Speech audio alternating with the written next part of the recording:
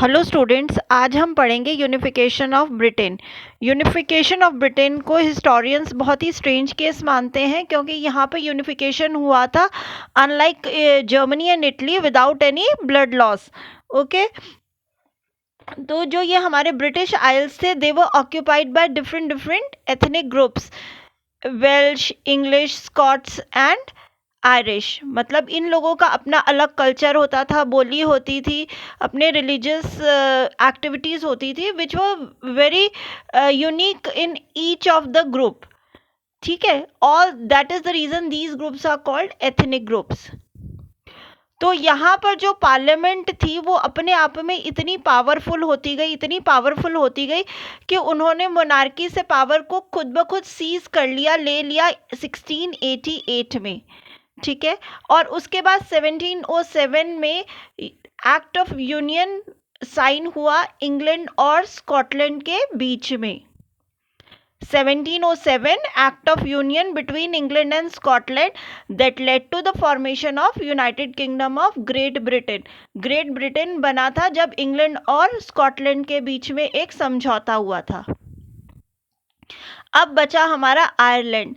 Ireland जो था वो बेसिकली दो ग्रुप्स के बीच में डिवाइडेड था, कैथोलिक्स और प्रोटेस्टेंट्स। इसमें से जो कैथोलिक्स थे वो ब्रिटिशर्स के अगेंस्ट थे, वो नहीं चाहते थे कि आयरलैंड को ग्रेट ब्रिटेन का हिस्सा बनाया जाए।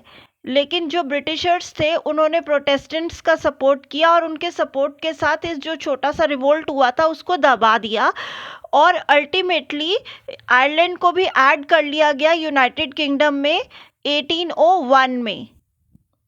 जब ये पूरा का पूरा यूनाइटेड नेशंस बन गया तो पूरे यूनाइटेड नेशंस के सिंबल्स में हमको पूछा जाता है, तो इसका फ्लैग है यूनियन जैक और इसका नेशनल एंथम है God save the Nobel king.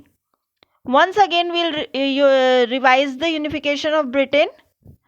Britain was not a nation before 18th century.